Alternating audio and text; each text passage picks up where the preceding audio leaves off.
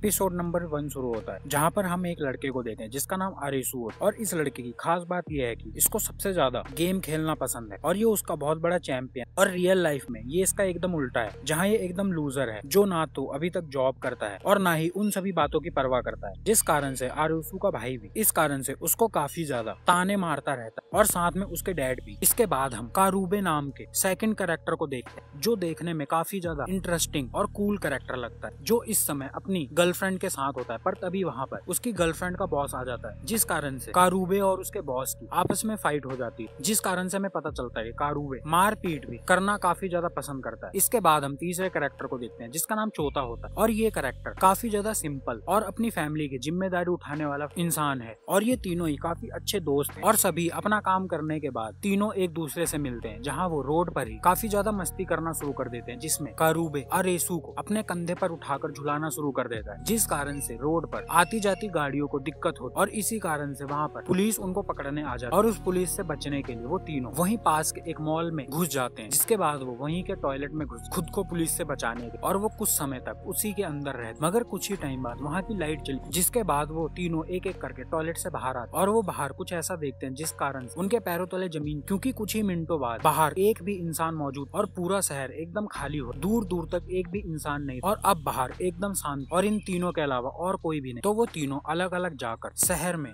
काफी अच्छी तरह से लोगों को ढूंढे, मगर उन्हें कोई भी नहीं मिला, मानो जैसे पूरा शहर गायब हो गया और अब इन तीनों के अलावा यहाँ कोई भी नहीं बचा है। और दोबारा से तीनों एक साथ मिलकर एक दूसरे को बताते हैं उन्हें कोई भी नहीं, एक भी इंसान नहीं, और साथ में अब मोबाइल के टावर्स भी काम नहीं और पूरे शहर में कहीं पर भी। अब पहले तो वो काफी समय तक बैठे रहे और इस बारे में सोचते हैं कि ये क्या हुआ, मगर कुछ ही टाइम आरिसू ये सब देखकर काफी ज्यादा खुश हो जाता है और वो अपने दोनों दोस्तों को बोलता है ये काफी अच्छी चीज, अब उन लोगों को रोकने टोकने वाला कोई भी नहीं। जिसके बाद चोता भी बोलता है कि ये बात सही है कि अब उसके ऊपर कोई भी जिम्मेदारी नहीं, और अपने दोनों दोस्तों को खुश देख कारूबे भी काफी ज्यादा खुश हो जाता है और वो तीनों एकदम से सेलिब्रेट करना शुरू कर देते हैं। मगर तभी उन्हीं के पास मौजूद एक बिल्डिंग की एलईडी में सभी लाइटें चलना शुरू और उस पर लिखा आता है गेम। जिसके बाद उन लोगों को उसी लाइट की मदद से दूसरी तरफ जाने का इशारा किया जाता है, तो वो उस लाइट को फॉलो करते उस जगह पर पहुंचते हैं और वो पहुंचते हुए एक होटल के पास पहुंच जाते हैं, जिस होटल के बाहर एक BMW खड़ी होती है। और जब वो तीनों उस होटल में घुसते हैं तो वो देखते हैं पूरे शहर की लाइट गायब, मगर एक इस लोते होटल की लाइट जल। तो वो काफी डरते हुए उस होटल के अंदर घुस, जहाँ दोबारा से उन्हें उस होटल में एक लोकेशन तक जाने का सिग्नल दिखाया जाता और वो उस जगह तक पहुंच। मगर इसी बीच हम लोग देखते हैं जैसे ही वो वहाँ पहुंच तो वो लोग वहाँ लगी सेंसरों को पार कर दे, जिस कारण से उन सेंसरों का कलर बदल जाता है। मगर उन सबको ये बात नहीं पता चल, क्योंकि वो सेंसर दिखते नहीं। अब यहाँ पर काफी सारे मोबाइल रखे हो जो इनके उठाते ही एक्टिव हो जाते हैं और वो इनके फेस को रिकॉग्नाइज करके चालू हो जाते हैं। मगर इन फोनों में भी किसी तरह का कोई सिग्नल नहीं। अब वो फोन उन लोगों को बताते हैं उन लोगों का गेम कुछ ही टाइम में शुरू होने, मगर इन सबको ये कुछ नहीं समझ में आ रहा होता है ये सब हो क्या रहा है और ये किस तरह की गेम है। तभी वहाँ पर एक और लड़की आती है जिसका नाम शिबू, और वो भी जल्दी से उस सेंसर को पार करके उनके पास आ जाती है। तो वो सभी उस लड़की से पूछने की कोशिश करते हैं कि ये सब क्या हो रहा है और वो एक लौती यहाँ पर कैसे बची हुई और बाकी सभी लोग कहाँ हैं। तो वो उन सबको बताती है कि ये एक गेम है और यहाँ जिंदा रहने के इस गेम को खेलना होगा। जिसके तुरंत ही बाद वो लड़की चोता का एक आई कार्ड लेकर उस सेंसर की दूसरी तरफ मगर दूसरी तरफ फेंकते उस आई कार्ड को लेजर लाइट की मदद से खत्म कर दिया जाता है। इसका मतलब अब ये लोग इस जगह पर लॉक हो गए हैं और इन लोगों को ये गेम किसी भी हाल में खेलना होगा और यहाँ से बाहर जाने का मतलब है सीधा मौत। और ये सेंसर लाइट इस गेम की बॉर्डर लाइन है जिसे ये गेम पार किए बिना क्रॉस नहीं कर सकते और उन लोगों को गेम खेलना ही हो। इसके बाद वहाँ पर एक और दूसरी लड़की आ जाती है और इस लड़की को भी कुछ नहीं समझ में आ रहा होता है कि ये सब क्या हो रहा है। तो वो उन सबको देखकर जल्दी से उनके पास आ जाता और वो भी जाने अनजाने सेंसर को पार कर देती और अब वो भी उस गेम का हिस्सा हो जाती। इसके बाद मोबाइल उन्हें बताता है रजिस्ट्रेशन पूरा हो गया और अब गेम शुरू होने वाली है, मतलब ये गेम 5 लोगों की हो। अब गेम के नियम उनको मोबाइल पर बताए कि उन लोगों को इस बिल्डिंग से समय रहते हुए बाहर निकलना है, जिसके लिए उन लोगों को काफी सारे रूम को पार करके नेक्स्ट रूम में जाना होगा और एंड में एक ऐसा रूम ढूंढना होगा जिससे वो इस बिल्डिंग से बाहर निकल। और हर रूम में 2 दरवाजे होंगे, जिसमें एक लाइफ का दरवाजा होगा और दूसरा मौत का, और उन दोनों में से एक दरवाजा खोलकर दूसरे रूम में जाना होगा। जिसके बाद वो लोग वहाँ पर लगी एक लिफ्ट एक रूम तक पहुँच, जहाँ पहुँचते ही उनके मोबाइल टाइम शुरू हो जाता है। इसका मतलब इस रूम को पार करने उनके पास सिर्फ 2 मिनट है और उन्हें 2 दरवाजों में से जो है मौत का और लाइफ किसी एक के अंदर जाना है। लेकिन अभी भी ये सभी इस गेम को ज्यादा सीरियस नहीं ले, जिस कारण से चोता अपने फोन से उस जगह की वीडियो बनाना शुरू कर दे। मगर उन लोगों को ये नहीं समझ में आता किस डोर को ओपन कर दूसरी तरफ जाना है, जिसे देखते हुए शिबुकी उन्हें बोलती है कि उन लोगों को लाइफ का दरवाजा खोलकर दूसरी तरफ जाना चाहिए। मगर इसी टाइम समय कम होने के कारण रूम के फ्लोर से उस रूम में गैस छोड़ना शुरू कर दी, जिसे देखकर वो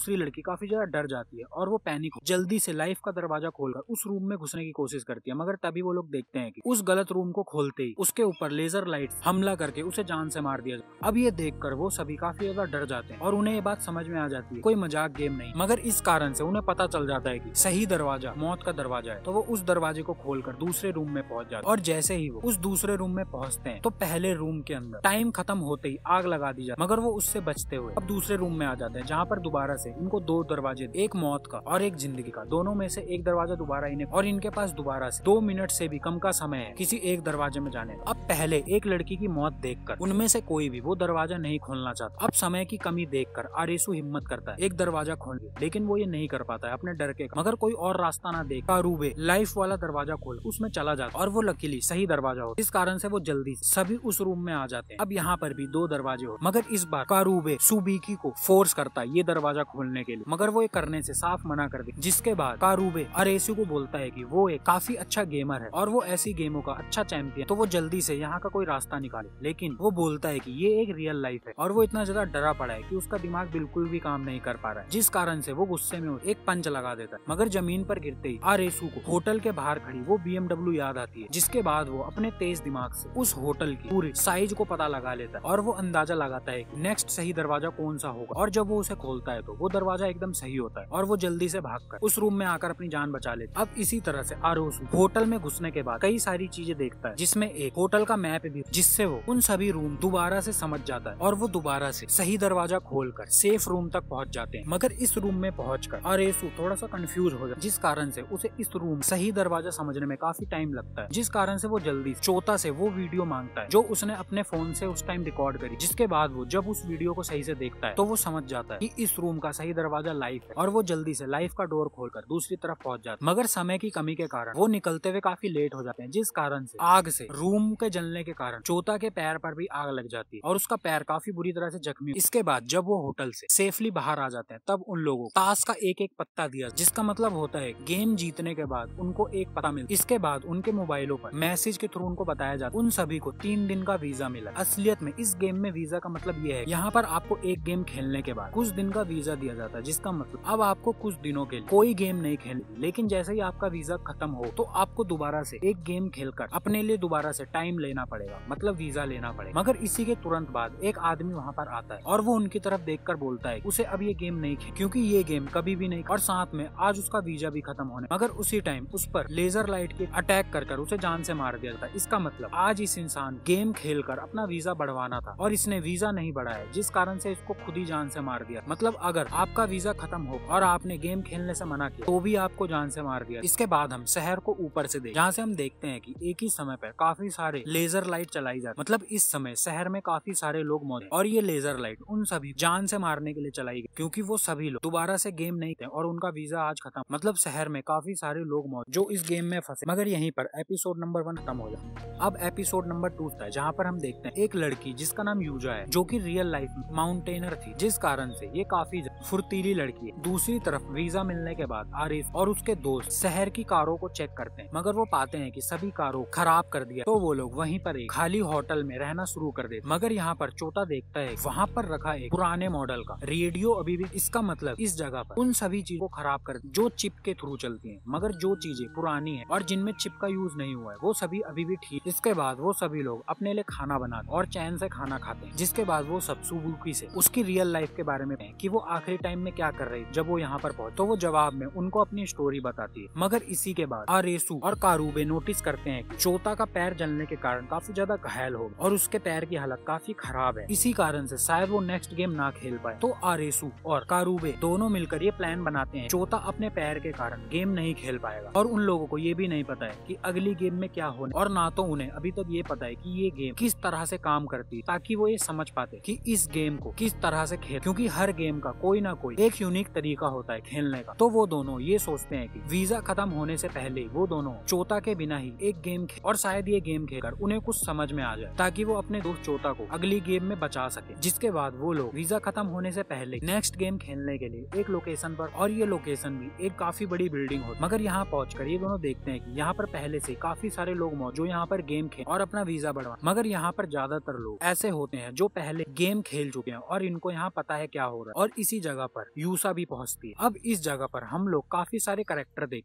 जो इस वेब सीरीज में एंड तक रहने वाले हैं, जिनके बारे में आपको बता देते। इस कैरेक्टर का नाम होता है आगूनी और ये एक रिटायर आर्मी मैन हो जो शरीर से काफी ज्यादा मजबूत। और एक दूसरा कैरेक्टर जिसका नाम सुनतारो होता है, ये भी इस वेब सीरीज में एंड तक रहने वाला है और ये कैरेक्टर काफी ज्यादा स्मार्ट है। अब रजिस्ट्रेशन खत्म होने के बाद दोबारा से गेम शुरू और सबको एक एक मोबाइल दिया, मगर इसी भी आरेसू को वहीं पर मौजूद एक आदमी बताता है जिस तरीके का ताश का पत्ता गेम की स्टार्टिंग में दिखाया जाता है उसी लेवल का ये गेम होने वाला है। मतलब अगर गेम के ऊपर दिल का ताश का पत्ता छपा है, इसका मतलब इस गेम में उन लोगों के दिल के साथ खेला जाएगा और जितना नंबर पत्ते का ज्यादा होगा उतनी ही गेम टफ होगा। अब गेम शुरू हो जाए और मोबाइल के थ्रू सभी को गेम के रूल बताए जाते हैं, जिसमें उसे बताया जाता है इस पूरी बिल्डिंग में टाइम बॉम्ब लगे हो और उन लोगों के पास इसे रोकने के लिए केवल 20 मिनट, जिसके लिए उन लोगों को बिल्डिंग में एक रूम जो कि है सेफ रूम, जहाँ पर इस बॉम्ब को रोक बटन दे रख, जिसे दबाते वो बॉम्ब रुक, और अगर 20 मिनट में वो ये नहीं कर पाए तो वो बॉम्ब ब्लास्ट हो। और गेम के रूल के गेम से बाहर ये नहीं, बाहर ऑलरेडी बॉर्डर लाइन जिसे पार करते इन्हें लेजर लाइट से मार दिया। मगर साथ में इस गेम में एक प्रॉब्लम और भी कि इन लोगों को मारने के लिए इस गेम में अटैकर भी छोड़ा जाए जो इन लोगों को देखते ही गोली मारेगा। मतलब ये गेम काफी ज्यादा टफ होने लगी और इसमें जाने जाएंगे। और वहाँ दूसरी ओर चोता और सुबुकी एक दूसरे के काफी ज्यादा करीब आ जाते हैं। अब यहाँ गेम शुरू होने पर सभी लोग उस रूम को ढूंढना शुरू कर देते हैं, मगर इसके उल्टा हम सुनतारो को देख जो हमें वहाँ पर सबसे ज्यादा रिलैक्स लग, जैसे उसे पहले से ही सब कुछ, और वो एकदम अलग जाकर एकदम रिलैक्स होकर सभी को गेम खेलता हुआ, जैसे उसे इस गेम से कोई मतलब नहीं और इसे देखकर कुछ भी नहीं समझ में आता है कि ये कर क्या रहा है। इसी के तुरंत बाद बिल्डिंग में एक सायरन बजता है, जिसका मतलब अब गेम में अटैकर को भी जो उन्हें देखते ही जान से, और ये अटैकर अपने साथ गन लाता है और इसने अपने फेस पर एक मास्क पहन, और अब ये घुसते ही जिस भी इंसान को अपने आसपास देखता है उसे ही गोलियों से मारना शुरू।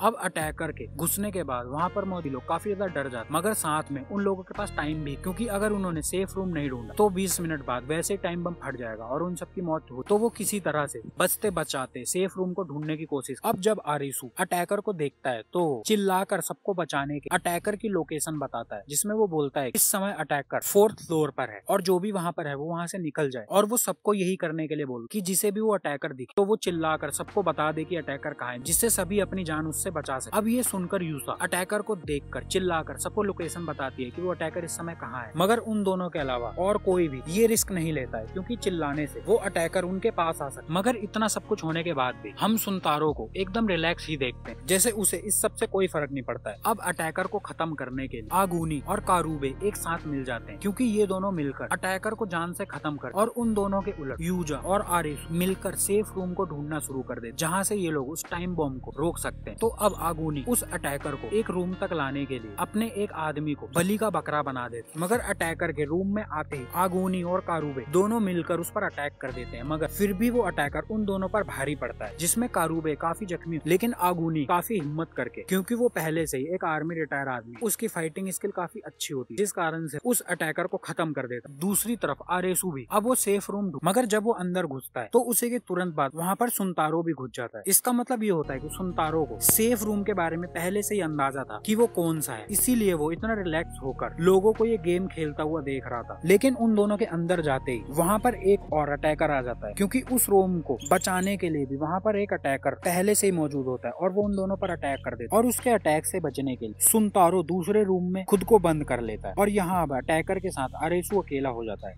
मगर वो हिम्मत कर उससे काफी ज्यादा मुकाबला कर, और वो किसी तरह से उस अटैकर को इलेक्ट्रिक शॉक देकर बेहोश कर देता है। जिसके बाद यहाँ पर यूसा भी पहुंच जाती है और अब वो दोनों एक साथ सेफ रूम के बटन को दबाकर बिल्डिंग के लगे टाइम बॉम्ब को केवल 1 सेकंड पहले ही बंद कर देते हैं और वो लोग ये गेम जीत जाते हैं। मगर इसके बाद जब वो अटैकर होश में आता है और अपने मुंह से मास्क हटाता है, वो एक औरत है जिसके गले में एक बॉम्ब लगा होता है और वो तुरंत ही फट जाता है। इसका मतलब ये होता है कि इन अटैकरों को भी मजबूर किया गया है ये गेम खेले, मतलब इन लोगों को मारने के लिए, और अगर ये लोग जीतते हैं तो अटैकरों की हार होती, जिस कारण उन लोगों को जान से मार दिया। इसके बाद कारूबे को उसी जगह पर उन्हीं के जैसे किसी एक गेम खेलने वाले के इंसान की बॉडी के पास एक वॉकी टॉकी मिलता है जो शायद उसका था, जिसमें से कुछ आवाजें आ रही हो, और जब कारूबे उस वॉकी टॉकी को उठाता है और वो उसे सुनने की कोशिश करता है तो उसमें से आवाज आती है, हम लोगों के पास जवाब है और तुम जल्दी से लौटकर बीच पर आ जाओ। अब ये बीच एक मिस्ट्री होता है जो हमें आगे के एपिसोड में पता चले, और एपिसोड नंबर 2 यहीं पर खत्म। देखते हैं। अब एपिसोड नंबर 3 शुरू होता है, जो एपिसोड नंबर 2 के लास्ट से ही शुरू होता है, जहाँ पर उन लोगों ने बिल्डिंग में लगे टाइम बॉम्ब को रोक दिया है और वहाँ से कारूबे को एक वॉकी टॉकी मिला है जिसमें से आवाज आती है कि हम लोगों के पास जवाब है और वो जल्दी से लौटकर बीच पर आ जाएं। इसके बाद हम सुनतारो को देख, जहाँ वो एक मरे हुए अटैकर के कपड़ों में से एक पेपर का टुकड़ा निकालता है जिस पर कुछ अजीब सी ड्राइंग बनी हो और वो उस टुकड़े को अपने पास रख ले। मगर आप लोग ये पेपर को अच्छी तरह से याद रखना क्योंकि यही लास्ट में आपको दोबारा से दिखने वाला है। अब गेम खेलने के बाद आरुसे और कारूबे दोबारा से चोता के पास पहुंचते और वो तीनों एक दूसरे को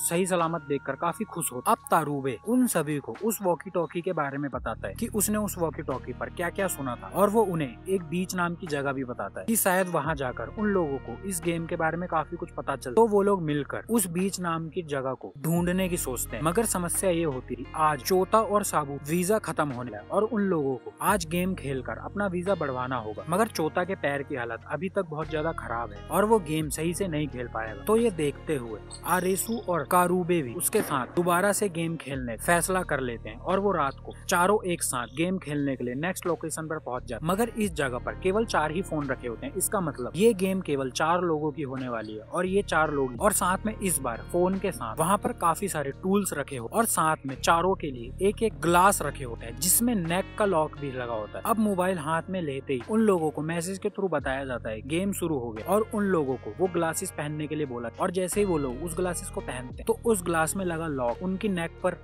लॉक हो जाता और साथ में उनको फोन में बताया जाता है कि इस गेम को जीतने के बाद उनमें से उन लोगों को दिल का ताश का पत्ता मिलेगा। अब ये दिल की बात सुनते ही आरुसे को उस आदमी की कही वो बात याद आ जाती है कि दिल के पत्ते का मतलब ये है कि उन लोगों के दिल के साथ खिलवाड़ किया जाएगा और इनका दिल तोड़ा जाएगा और जितना नंबर बड़ा होगा गेम उतनी टफ होगी और इस गेम में इन लोगों को एक दूसरे को धोखा देना होगा। अब मोबाइल के थ्रू उनको बताया जाता है कि इस गेम में एक भेड़िया होगा और बाकी सभी बचे भेड़ हो और जिंदा रहने के लिए भेड़िए को लास्ट तक अपनी जान बचानी हो भेड़ों से और जो भेड़िया लास्ट तक जिंदा बचे वो ही इस गेम का विनर होगा और बाकी सब मारे जाएंगे। और इस गेम के लिए भी उन्हें कुछ ही मिनटों का टाइम दिया और टाइम खत्म होते ही भेड़िए को छोड़कर बाकी सभी लोगों के गले में लगे उस लॉक ब्लास्ट हो जाएगा और उनकी मौत हो जाएगी। ये सुनते ही उन्हें समझ में आ जाता है कि इस गेम में केवल एक ही इंसान बचने वाला है, बाकी तीनों की मौत होगी। अब ये सुनते ही वो सभी डर जाते हैं और गेम शुरू होते ही सबसे पहले चोता भेड़िया बन जाए। मगर जैसे ही चोता आरेसू की आंखों में देखता है उसी टाइम आरोसू भेड़िया बन जाता है। मतलब ये होता है कि भेड़िए की आंखों में देखते ही सामने वाला भेड़िया बन जाए। इस कारण से अब बाकी तीनों को कुछ भी कर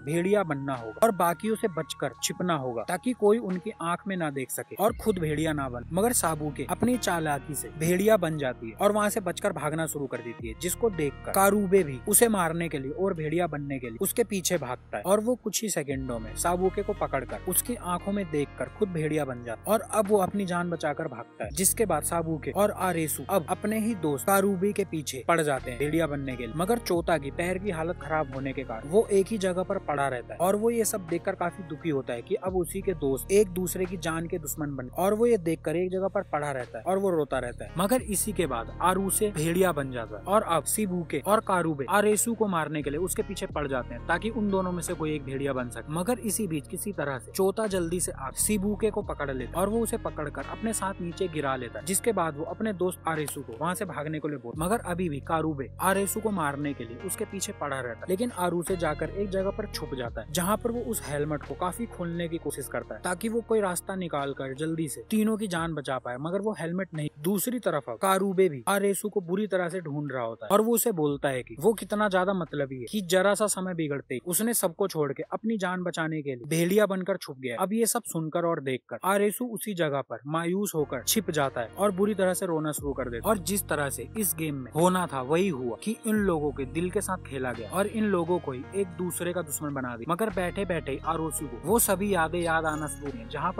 पर उन तीनों दोस्तों ने एक दूसरे का हर सिचुएशन में साथ दिया था और एक साथ काफी अच्छा समय बिताया था। जिसके बाद आरोसू समझ में आ जाता वो ये सब कितना गलत कर रहा है, तो वो जल्दी से बाहर आकर अब सबको बताता है कि उसे भेड़िया नहीं बनना है और वो अपने किसी दोस्त भेड़िया बनाकर खुद मरना चाहता है। मगर अब कारूबे और चोता को भी समझ में आ जाता है कि ये सब गलत हो रहा है और वो दोनों भी ये प्लान बना ले कि वो दोनों मरे मरेंगे और आरेसू को जिंदा रखेंगे। तो अब आरेसू अपने दोस्तों को आवाज मारकर ढूंढना शुरू कर देता है, मगर वो दोनों उसकी आवाज का कोई भी जवाब नहीं, तो वो चुपचाप एक ही जगह पर छुप जाते हैं ताकि उनका दोस्त जिंदा रह सके। और अब जब आखिरी समय बचा होता है तो वो तीनों एक दूसरे से बात करते हैं, जिसमें वो एक दूसरे को अच्छी तरह से अलविदा करते हैं। और टाइम खत्म होते ही आरेसू को छोड़कर उन सभी के गले में लगे लॉकर में ब्लास्ट हो जाए और उन सबकी मौत हो जाए। और अब आरेसू केवल अकेला जिंदा है और उसके सभी दोस्त मारे गए उसको बचाने के लिए। अब ये देखकर आरेसू काफी ज्यादा दुख और काफी बुरी तरह से रो। मगर ये एपिसोड यहीं पर खत्म। ये है एपिसोड नंबर 4 और इससे पहले मैं इस वेब सीरीज के 3 एपिसोड बना चुका और इसे देखने से पहले आप वो 3 एपिसोड पहले देख ले ताकि आपको अच्छी तरह से समझ में आ पाए। तो लास्ट एपिसोड में हमने देखा था किस तरह से ये लोग एक डेंजरस गेम में फंस चुके हैं और आरेसू को बचाने के लिए उसके दोनों दोस्तों ने अपनी जान कुर्बान करी और अब आरेसू अकेला जिंदा बचा। और एपिसोड नंबर 4 शुरू होता है जहाँ पर हम देखते हैं आरेसू काफी मायूस होकर एक रोड पर पड़ा होता है जहाँ से यूजा गुजरती और वो आरेसू को देखकर पहचान लेती। इन लोगों ने पहले एक गेम एक साथ खेला था और इस समय आरेसू अपने दोस्तों के मरने के कारण काफी ज्यादा मायूस और निराश है। पर यूसा आरेसू को देखकर पूछ क्या वो अभी जिंदा रहना चाहता है, जिसके जवाब में आरेसू अब उसे जिंदा नहीं रहे और वो चाहता है कि उसे जल्दी मौत आ जाए। तो यूसा उसकी ये बात सुनकर चुपचाप वहाँ से चली जाती, उसे कुछ भी बोले बिना।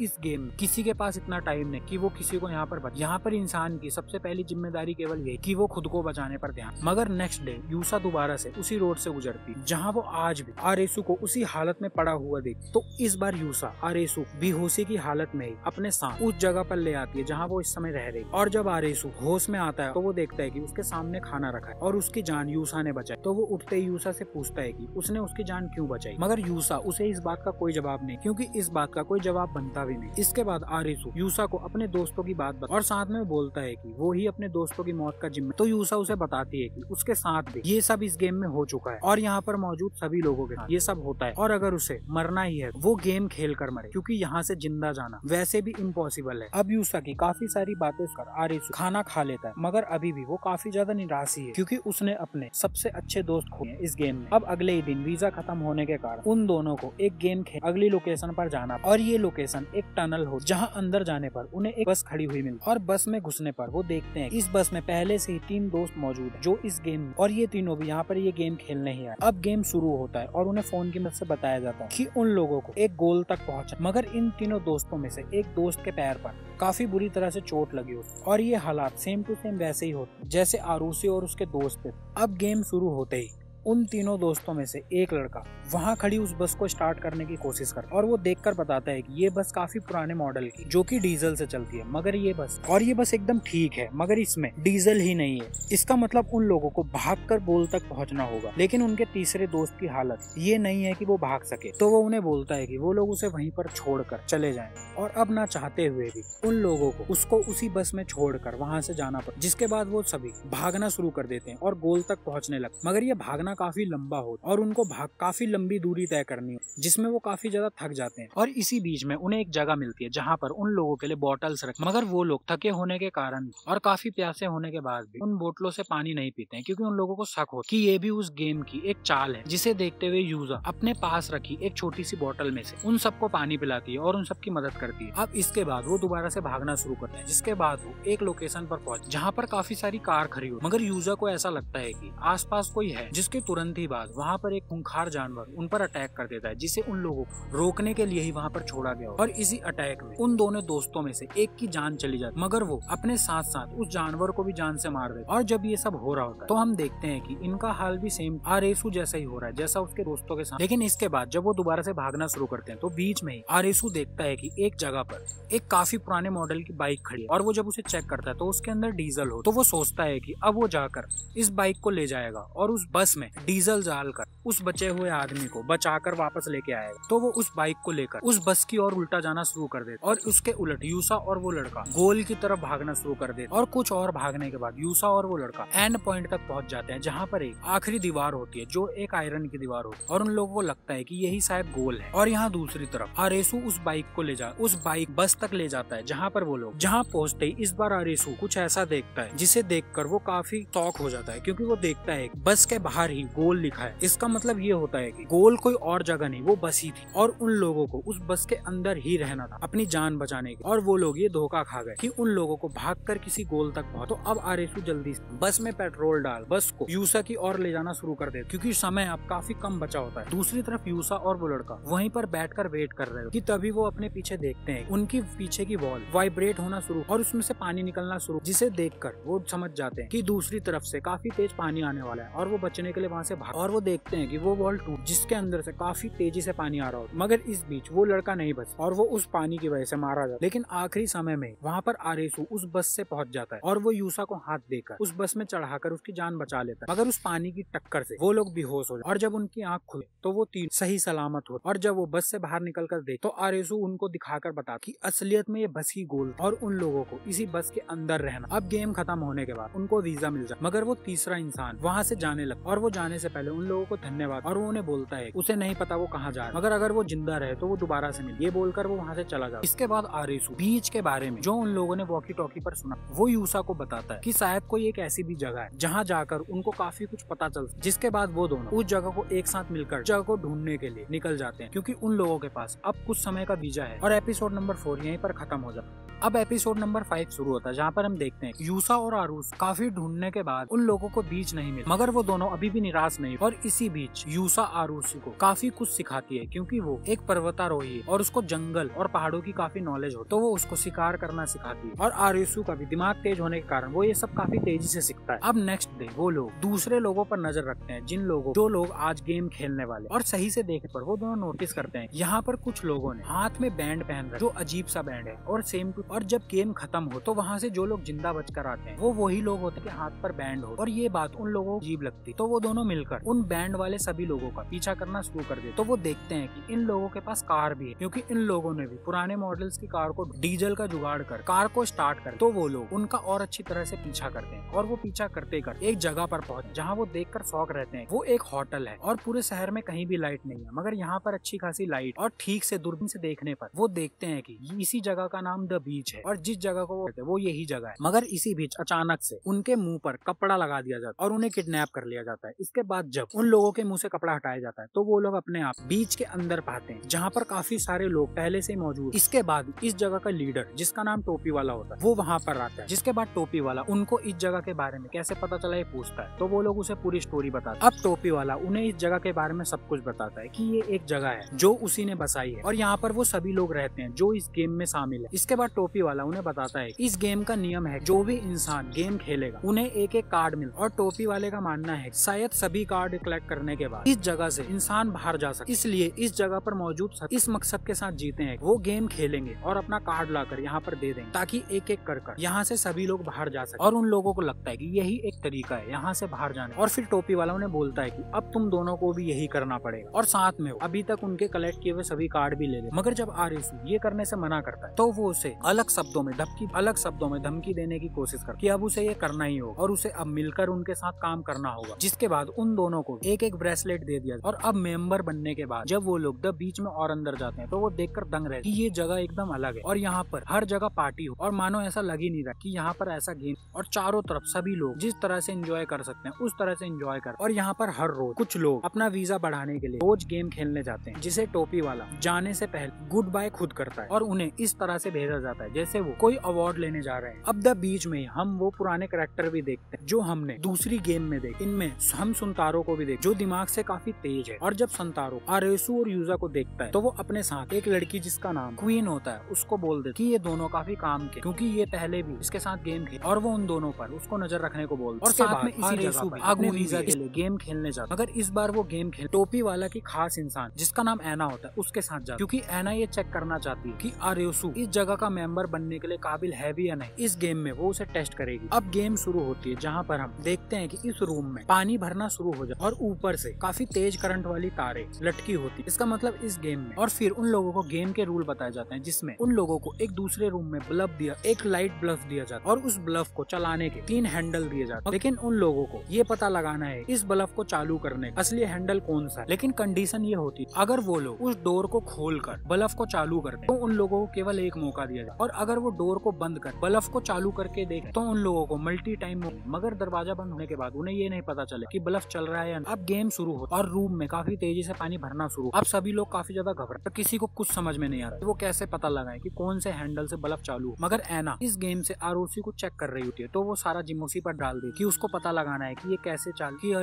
चालू होगा, किस हैंडल से, और सारा जिम्मा आरओसी के ऊपर है। तो आरओसी थोड़ा सा दिमाग लगाता है और वो सोचता है और वो सोच लेता है कि वो ये कैसे पता लगाए, जिसके लिए वो जल्दी से बल्ब का डोर बंद करवाता है। और बंद करने पर वो लोग मल्टी टाइम ये चेक कर सकते हैं, स्विच को ऑन करके चेक कर सकते हैं। तो वो कुछ समय तक स्विच को चालू कर देता है और वो जल्दी से दोबारा से डोर खुलवाकर बल्ब को हाथ से पकड़वाकर चेक कराता है कि क्या वो गर्म है, क्योंकि अगर बल्ब चालू होगा तो वो गर्म जरूर हो। और इसी ट्रिक से आरुषु को पता चल जाता है कौन सा हैंडल ठीक है, और सही जवाब देने पर पानी रुक जाता है और उनकी जान बच जाती है। इसके बाद एना को भी पता चल कि आरुषु एक काफी तेज लड़का है और वो उनकी टीम का मेंबर बनने लायक है। अब वो दोबारा से बीच होटल में पहुंचता है, जहाँ पर हम दोबारा से एक पुराने कैरेक्टर को देखें जिसका नाम अगुनी होता है। और इस कैरेक्टर को भी हमने गेम नंबर 2 में देखा था। और यहाँ हमें पता चलता है कि ये इंसान इस जगह का मोस्ट पावरफुल टोपी वाला के बाद 2nd नंबर का आदमी है, मगर ये यहाँ का एक तरह से सिक्योरिटी इंचार्ज है, मतलब सभी गन्स इसी के अंडर में है और इसके लोग भी काफी ज्यादा खूंखार हैं और यहाँ पर मौजूद सभी लोग इससे काफी ज्यादा डरते हैं। तो वो जैसे यहाँ आता है सभी लोग उसे देख काफी ज्यादा डरते हैं और चुप होते, मगर वो यहाँ पर जब आरोसी को देखता है तो वो उसे पहचान लेता है और उससे उसके दोस्तों के बारे में पूछता है, तो उसे समझ में आ जाता है कि वो सब मर चुके। इसके बाद उसकी नजर यूजा पे जाती है और वो उसे परेशान करने की कोशिश करता, मगर तभी वहाँ पर टोपी वाला आ जाता और वो आकर उसे रोक। मगर उन दोनों की बातों से हमें ये पता चलता है ये दोनों यहाँ पर एक साथ हैं और एक साथ काम करते हैं, मगर टोपी वाला आगोनी से ज्यादा बड़ा है और आगोनी इस जगह पर राज करना चाहता है, जिसके लिए वो टोपी वाला से थोड़ी सी नफरत भी करता है, जो हम साफ साफ देख पाते हैं। और यहाँ के लोग ऐसी बातें भी बोलते हैं कुछ ही समय में शायद आगोनी इस जगह पर अपनी गन की मदद से कब्जा भी कर ले और वो अपने हिसाब से इस जगह को चलाएगा। अब इसके ही बाद तो वाला एक मीटिंग रखता है जिसमें वो वहाँ के सभी इम्पोर्टेंट मेंबर्स को बुलाता है, आगोनी भी होता, मगर इस बार आरेसु को भी उस मीटिंग में शामिल किया जाए, क्योंकि आरेसु काफी काबिल इंसान है और काफी तेज दिमाग, जो वो पहले ही प्रूव कर चुका। और यहाँ वो सबको बताता है अब उन लोगों को और कितने कार्ड चाहिए एक सेट को पूरा करने के लिए, ताकि एक इंसान यहाँ से बाहर जा सके। मगर काफी समय से उन लोगों को एक दिल का कार्ड जो 10 नंबर का है वो मिल, मगर इसके बाद टोपी वाला बताता है कि उसका भी वीजा खत्म होने और अब उसको भी अपना वीजा बनाने के लिए गेम खेलने जाना होगा। तो वो जाने से पहले आगोनी को बोलता है मेरे जाने के बाद तुम लोग यहाँ का ध्यान रखोगे। इसके बाद टोपी वाला आरेसु प्राइवेट में मिलता है, जहाँ पर वो आरेसु को अपने लाइफ की काफी सारी बातें बता कि वो रियल लाइफ में कैप्स का बिजनेस करता है, जिस कारण से उसका ये नाम है। और भी वो काफी सारी बातें बता, जिसमें वो बताता है कि उसके एक कलीग ने उसके कारण सुसाइड कर लिया था। और इसकी बातें सुनकर ऐसा लगता है ये भी एक सनकी टाइप का इंसान। लेकिन यहीं पर ये एपिसोड भी खत्म हो जाता है। अब ये है एपिसोड नंबर 6। इस एपिसोड की शुरुआत में हम देखते हैं टोपी वाला ने सभी कार्ड सुरक्षित रखने के लिए उन्हें एक बॉक्स में रखा है और उस बॉक्स को उसने अपने ही रूम के किसी खुफिया लॉकर के अंदर छुपा के रख रखा है, जिसके बारे में केवल उसे, मगर उस लॉकर की लोकेशन उसने एक ब्लैक कलर के लिफाफे में लिख कर रख रखी है। मगर उस ब्लैक कलर के लिफाफे को इजाजत उसी को है जो टोपी वाला के बाद यहाँ का बॉस। और यहाँ आरेसु इस गेम के बारे में ज्यादा पता करने के यहाँ पर मौजूद लोगों से काफी सारी बातें करता है, मगर उसे कुछ नहीं पता चलता। और एंड में वो 2 लड़कियों को देखता है जिनसे वो बात करने की कोशिश करता है, मगर वो आरेसु को देखते वहाँ से भाग जाता है। और इन 2 लड़कियों को आप ध्यान रखें क्योंकि अभी इनका काफी बड़ा रोल होने। मगर इसी बीच आरेसु आगोनी के कुछ लोगों को देखता है एक बड़े से डस्टबिन के बाद। तो वो उनके जाने के बाद उस डस्टबिन को चेक करता है, जहाँ वो देखकर दंग रह जाता कि उस डस्टबिन में लोगों की लाशें ही लाशें पड़ी। मगर तभी वहाँ पर सुनतारो अपनी दोस्त क्वीना के साथ आ जाता और वो उसे बताता है कि ये सभी लाशें जिन लोगों ने इस जगह के नियम को तोड़ा, कि इन लोगों ने कार्ड जीतने के बाद उस कार्ड को यहाँ पर नहीं, जिस कारण से इनको जान से मार दिया गया। इसका मतलब इस जगह का नियम कि जो यहाँ पर इस तरह की गद्दारी करेगा उसे जान से मार दिया। इसके बाद सुनतारो आरेसु को बताता है शायद कुछ ही टाइम में आगोनी इस जगह पर कब्जा कर लेगा और वो अपनी बंदूक की ताकत से इस जगह को चलाएगा। तो कुछ ही टाइम बाद इस जगह का माहौल खराब होने और यहाँ रुकने का कोई फायदा नहीं, जिसलिए उसने एक प्लान बनाया कि वो टोपी वाला के सभी कार्डों को चुरा कर यहाँ से निकलना चाहता, जिसमें वो आरेसु इसके लिए उसकी मदद मांग और उसका साथ देने के लिए बोल। अब आरेसु इसलिए उसका साथ देने के लिए हाँ कर देता, क्योंकि आरेसु ये जानना चाहता है इस गेम का मास्टरमाइंड कौन है और इस गेम को कौन कंट्रोल, और शायद सभी कार्ड आने के बाद उसे ये बात पता चले तो वो उसका साथ देने के लिए मान जाता और वो लोग प्लानिंग बना लेते। अब वो टोपी वाला के सभी कार्ड्स को चुराएंगे और यहाँ से निकल। और दूसरी तरफ आज टोपी वाला भी अपने वीजा के लिए गेम खेलने के लिए निकल जाता है, जिसके बाद आरेसु यूसा को उसकी वो सारी बातें बताता है कि वो किस तरह से अब टोपी वाला के सभी कार्ड चुराएंगे, जिसमें यूसा भी उस देने के लिए मान जाता और अब वो भी उनके साथ उनके प्लान में शामिल हो। और इस प्लान की सारी प्लानिंग सुनतारो खुद करता। मगर इसी के तुरंत बाद सबको पता चलता है कि टोपी वाला की मौत हो और सबको लगता है कि उसकी मौत गेम खेलते हुए, और सबको लगता है कि गेम खेलते समय हुई। तो अब बीच में इस बात को लेकर मीटिंग शुरू हो जाती है कि दूसरा यहाँ का लीडर कौन बनेगा। मगर आगोनी और उसके लोग बंदूक के दम पर सबसे आगोनी के लिए वोट करवा लेते और ना चाहते हुए सभी आगोनी के लिए वोट कर देते। इसके बाद आगोनी वहाँ का का नेक्स्ट लीडर बन। इसके बाद नियम अनुसार केवल यहाँ का लीडर ही उन सभी कार्ड्स को चेक कर सकता है कि वो कहाँ रखे, जिसका पता उस ब्लैक कलर लिफाफे के अंदर होता है। तो आगुनी भी अब ये देखकर पता लगा लेता है कि वो लॉकर किस जगह पर है जिसमें सभी कार्ड रखे। और इसी के बाद आगुनी अपनी पहली स्पीच देने के हॉल में सभी लोगों को बुलाता है और वो अपनी स्पीच देना शुरू कर देता है। मगर दूसरी तरफ संतारो और आरेसु इस मौके का फायदा उठा उस रूम तक घुस जाते हैं जहाँ पर कार्ड रखा होता है और संतारो उसको उस लॉकर का लोकेशन बताता है जहाँ पर वो लॉकर उसे, और जब वो पिन बताकर उस लॉकर को खोल तभी वो लॉकर में अलार्म बजता है जिसके वहाँ पर आगुनी अपनी लोगों के साथ पहुंच और वो आरेसु और यूजा को रंगे। लेकिन इस समय भी आगुनी के साथ संतारो हो। इसका मतलब ये सारी प्लान संतारो की और उसने जानबूझकर यूजा और आरेसु को बलि का बकरा बना और उसके माइंड में क्या चल रहा है ये किसी को भी नहीं। इसीलिए मैंने आपको बोला था कि ये इंसान इस वेब सीरीज का सबसे स्मार्ट इंसान। इसके बाद आगुनी के लोग आरेसु को बांधकर एक रूम में रख देते और वो खुद यूजा को लेकर एक कमरे में चले जाते जहाँ वो उसके साथ बदतमीजी करने की कोशिश करना शुरू। इसके बाद हम दोबारा से संतारो को देख जो इस बार खुद जाकर उस लॉकर को ढूंढ जिसमें असली में कार्ड रखे। इसका मतलब पहले जो संतारो ने आरेसु को लॉकर बताया था वो एक नकली लॉकर था और ये वाला असली लॉकर है जिसमें कार्ड रखे। और जैसे वो उस लॉकर को खोलता है उसमें वो सभी असली कार्ड मिले और वो उन्हें ले ले। और उसने जानबूझकर पहले यूजा और आरेसु बलि का बकरा बनाया था ताकि वो अपना काम आसानी से कर सके। लेकिन इसके बाद जब संतारो उन कार्डों को लेकर बीच से निकलने ही वाला होता है उसी टाइम वो पूरी जगह गेम की लोकेशन बन जाती है। इसका मतलब अब द बीच में ही गेम होने वाला है और अब इस जगह से कोई भी बाहर नहीं जा सकता है और अब इस जगह के अंदर ही गेम होने वाला है। अब अंदर सभी लोगों को बोला जाता है कि वो जल्दी से हॉल में आए जहाँ पर गेम अनुसार काफी सारे मोबाइल रखे और सभी समझ जाते हैं अब यहीं पर गेम होता है। अब ये सुनकर आगुनी के वो लोग जो यूजा के साथ बदतमीजी कर रहे हो वो भी वहाँ से यूजा को छोड़कर बाहर हॉल में आते। इस कारण से यूजा बच जाता और अब सभी लोग हॉल में होते। मगर इस समय भी आरेसु उसी जगह पर बंधा हुआ होता है और इसके तुरंत ही बाद सबके पास फोन में मैसेज आता है ये लड़की जो उनके सामने इस गेम में उन लोगों को 2 घंटे के अंदर इसके कातिल को ढूंढना होगा जो उन्हीं में से एक, जिसके लिए उन लोगों के पास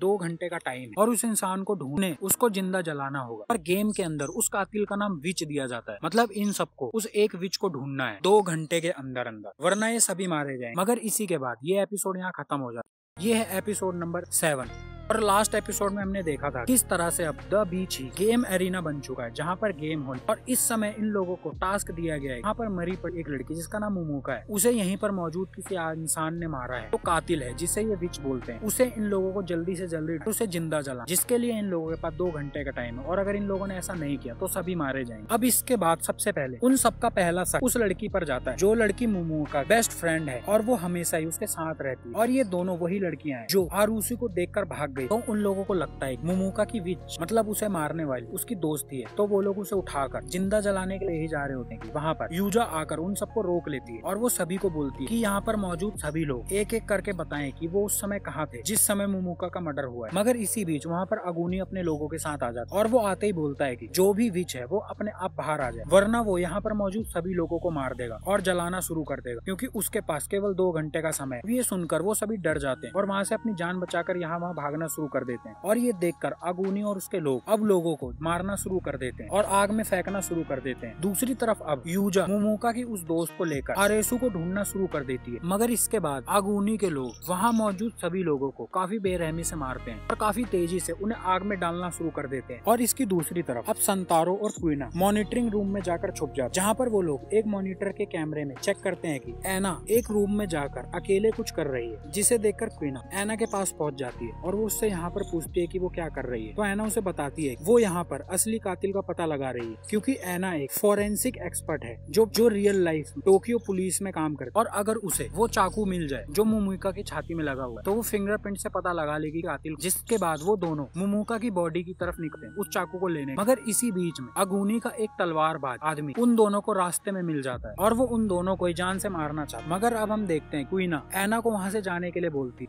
और वो खुद उस तलवारबाज से फाइट करना शुरू कर देती क्योंकि असल में क्वीना काफी अच्छी फाइटर है और उसने मार्शल आर्ट सीख रखा है और वो उससे काफी फाइट करने के बाद उसे जान से मार देती है। और इससे दूसरी तरफ संतारो जाकर आगुनी के एक आदमी जो काफी बुरी तरह से लोगों को जान से मार रहा होता है उसे जलाकर बिल्डिंग से नीचे फेंक देती। यहाँ अब एना मोमोका की बॉडी से वो चाकू निकाल लेती और वो अपनी फोरेंसिक एक्सपर्टीज के कारण ये पता लगा लेती है कि मर्डर किसने किया। लेकिन जैसे ही वो ये बताने के लिए रूम से बाहर निकल तभी उस पर आगुनी के 2 लोग अटैक कर देते हैं जिस कारण से वो वहीं बेहोश हो जाए। दूसरी तरफ काफी ढूंढने के बाद यूजा आरेसू को ढूंढ लेती है, जिसके बाद वो सभी एक सेफ जगह पर जाकर इस गेम के बारे में सोचने लग जाते हैं कि वो इसे कैसे रोके और विच के बारे में कैसे पता लगाए, क्योंकि आरेसू जानता है कि ये एक दिल के पत्ते का गेम है और इसमें उन लोगों को धोखा दिया जाएगा और इनके दिल के साथ छेड़छाड़ की। दूसरी तरफ आगुनी के लोग अब काफी सारे लोगों को मार देते हैं और जला देते हैं, मगर उन्हें अभी तक विच नहीं मिलती है, जिस कारण से अब उसके लोग भी थोड़ा सा डाउट में आना शुरू हो जाते हैं कि इतने लोगों को मारने के बाद भी उन्हें विच नहीं। दूसरी तरफ आरोसू काफी ज्यादा सोचता है कि अगर वो मास्टरमाइंड होता तो वो इस गेम को कैसे करता और किसको विच बनाता, तो वो समझ जाता है कि असली में विच कौन है और उस लड़की को किसने मारा है। मगर इसी पॉइंट पे ये एपिसोड खत्म हो जाता है।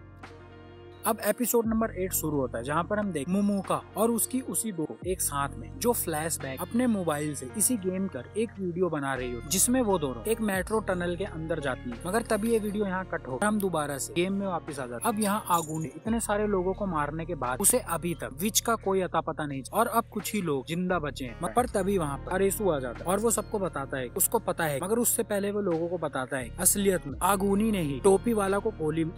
को गोली मारी है, गेम में जान नहीं गई है, आगुनी ने खुद उसको मारा है। मगर साथ में उसे ये भी बताता है, लेकिन साथ में आगुनी से ये भी पूछता है असल दोस्त रियल लाइफ में वो दोनों काफी अच्छे दोस्त थे, तो ऐसा क्या कारण बन गया कि उसने अपने दोस्त को ही गोली मार दी। क्योंकि आरेसू जानता है कि ये ऐसा गेम है जिसमें कुछ भी हो सकता, तो उससे वो ये जानने की कोशिश करता है उसने गोली क्यों मारी। मगर ये सुनकर आगुनी और गुस्सा हो जाता और वो आरेसू को और पीटता है, जिसके बाद वो उसे बताता है टोपी वाला उसका काफी अच्छा दोस्त था, मगर वो सबको धोखा दे रहा था। यहाँ से बाहर निकलने काफी ज्यादा पागल हो गया था और सनकी हो गया था, क्योंकि उसने अब उन लोगों को जान से मारना शुरू कर दिया जो लोग उसको जीतने के बाद कार्ड्स लाके नहीं देते। मगर जब उसने अपने दोस्त टोपी वाला को रोकने की कोशिश करी तो टोपी वाला ने उसी पर अटैक करने की कोशिश, जिस कारण से आगुनी अपनी जान बचाने के लिए उस पर गोली चला दी और उसकी मौत हो गई। आगुनी अंदर से काफी ज्यादा दुखी और वो इसी कारण से यहाँ के सभी लोगों को मारता जा रहा है, क्योंकि उसे लगता है कि इन लोगों की वजह से उसके दोस्त ये हाल हुआ था और उसे उसके दोस्त को मारा। इसके बाद आरेसू बताता है असलियत में मोमोका का मर्डर करने वाला और कोई नहीं, मोमोका खुद है। पहले तो किसी को इस बात पे विश्वास नहीं होता है कि उस लड़की ने अपने आप को ही चाकू मार लिया, मगर उसी समय वहाँ पर ऐना भी आ जाती है और वो आते ही सबको बताती है उसने जब उस चाकू को फोरेंसिक किया तो उसने देखा कि उस पर मोमोका के ही फिंगरप्रिंट थे, मतलब उसने खुद ही अपने आप को चाकू मारा। अब ये देखकर मोमोका की वो दोस्त समझ जाती है कि उनका भांडाफोड़ हो। उसके बाद वो वहाँ पर सभी मौजूद लोगों को चिल्लाकर बताती है वो इस गेम की डीलर है, मगर उसके बोलते ही लेजर लाइट की उसे जान से मार। और असलियत में डीलर का मतलब है गेम को चलाने के लिए गेम के अंदर मास्टरमाइंड ने कुछ अपने लोग छोड़ रखे हैं और ये डीलर उन्हीं में से एक है जो इनमें रहकर गेम खेलने वाले लोगों पर नजर रख और उनकी बातें मास्टरमाइंड को बताते हैं। मगर साथ में डीलर को भी, जिसके बदले में डीलरों इस गेम में बचाए रखने, जिस कारण से इस गेम में डीलरों की जान बची रहे। लेकिन उनका भी ये रूल होता है कि अगर उन्होंने ये सच्चाई किसी को बताई तो उनको वहीं जान से मार दिया, जिस कारण से उस लड़की को यहीं पर जान से मार दिया गया, जैसे उसने बताया कि वो डीलर। मगर अब ये सब सुनकर और देखकर सबको समझ में आ जाता है कि असली में मोमोका ही अपनी खुद की जान ली, तो वो जल्दी से उसकी बॉडी को उठाकर आग में डाल दे और गेम खत्म हो जाए। मगर तभी वहाँ पर आगुनी का ही एक आदमी आ जाता है जिसे संतारो ने जलाया था और वो आकर सब पर अटैक करना शुरू कर देता। लेकिन इस बार आगुनी उसे रोकने के लिए उसे लेकर जलती हुई जगह पर कूद जाता है, जिस कारण से उसके साथ वो भी मारा जाता है। लेकिन अब ये गेम खत्म होने के बाद द बीच जल जाता है और अब द बीच के इतने सारे लोगों में से कुछ ही लोग जिंदा बचे और वो सब आगुनी के लोगों के हाथों ही मारे गए, क्योंकि इस गेम में लोगों के दिल के साथ खिलवाड़ किया, जिसका ये परिणाम कि लोगों ने खुद ही अपने हाथों से ही अपने लोगों को मारा। इसके बाद आरेसू मोमोका की उस वीडियो को देखा जो उन लोगों ने बनाया था और उस वीडियो से उन्हें पता चलता एक जगह है मेट्रो स्टेशन टनल के जहाँ से ये गेम कंट्रोल और वहाँ पर काफी सारे कंट्रोलर बैठे, तो वो दोनों भी उसी मेट्रो स्टेशन के टनल के और ढूंढते ढूंढते उन्हें वो जगह मिल। मगर इस जगह पर जब वो जाते हैं तो देखते हैं वहाँ के सभी लोग मरे पड़े हैं, लेकिन उन्हें भी उसी तरीके से मारा गया है जिस तरीके से गेम में खेलने वाले इंसान को मारा जाता है। मतलब ये सब भी गेम के ही हिस्से थे और उन लोगों के बचने के कारण इन लोगों की जान गई। लेकिन उसी समय वहाँ पर संतारो और क्वीना भी पहुंच और जब आरेसू संतारो से इस जगह के बारे में पूछता है कि उसे इस जगह के बारे में कैसे पता, तो वो उसे वही छोटा सा पेपर दिखाता है। पेपर उसे सेकंड गेम में उस अटैकर की जेब से मिला था और असल में ये इसी जगह का मैप था जिसे डिकोड करने में संतारो को काफी टाइम लगा, मगर वो एंड में यहाँ पहुंच गए। मगर अब यहाँ पहुंचने का भी कोई फायदा नहीं, क्योंकि ये सभी लोग भी गेम के ही हिस्से थे और ये लोग भी जो कर रहे थे वो अपनी जान बचाने के लिए कर रहे थे। मगर इसी के तुरंत बाद वहाँ पर लगी LED लाइट जलना शुरू हो जाती और जिसमें एक लड़की आती है और वो उन सबको बोलती है कि उन सभी ने काफी अच्छी तरह से गेम खेला, तो अब उन लोगों के लिए और गेम तैयार करे जा रहे और ज्यादा चैलेंजेस तैयार करे जो कल से ही शुरू। मगर इस लड़की को देखकर ये किसी को नहीं समझ में आता है कि क्या असलियत में यही मास्टरमाइंड है इस गेम की। मतलब अभी भी ये गेम चालू रहने वाला है, जिसके बाद अब शहर में बैलून प्लेन देखे जाए और उन सब पर किंग और क्वीन दोनों के ही पत्ते लगे होते, जो बाकी बचे सभी लोगों को दिखाए जाते हैं और उनको नेक्स्ट गेम के लिए तैयार किया। अब इसके बाद ये सेशन 1 यहीं पर खत्म हो जाए और इसके बाद की स्टोरी सेशन 2 में आएगी।